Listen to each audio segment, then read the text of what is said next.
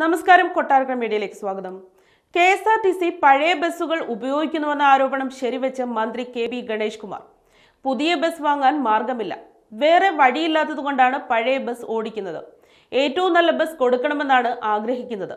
റൂട്ടിൽ ഓടിക്കാൻ പോലും നല്ല ബസ് ഇല്ലാത്ത സ്ഥിതിയാണ്.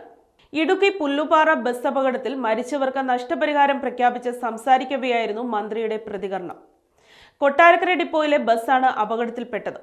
അടുത്തിടെ അറ്റകുറ്റപ്പണി ചെയ്ത ബസ് ഉല്ലാസയാത്രകൾക്ക് പതിവായി ഉപയോഗിച്ചിരുന്നു. വാഹനത്തിന്റെ തകരാറാണോ മറ്റെന്തെങ്കിലും കാരണമാണോ അപകടത്തിനിടയാക്കിയതെന്ന് അന്വേഷിക്കേണ്ടതുണ്ട്.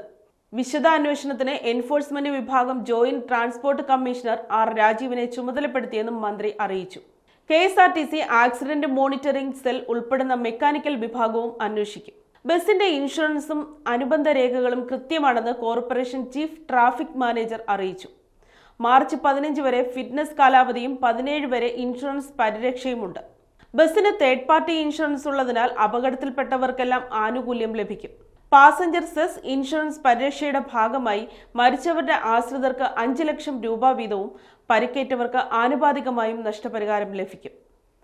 KSRTC സൂപ്പർ ക്ലാസ് സർവീസുകൾ 5 വർഷം ഓടിച്ചാൽ മതിയെന്നായിരുന്നു ആദ്യം സർക്കാർ തീരുമാനം. ഏറ്റവും നല്ല ബസ്സുകൾ അതിവേഗ സർവീസിനായി ഉപയോഗിക്കുകയായിരുന്നു ലക്ഷ്യം. പിന്നീട് പുതിയ ബസ്സുകൾ വാങ്ങാത്തതുകൊണ്ട് KSRTC ഇളവ് നേടി അത് 10 വർഷമാക്കി.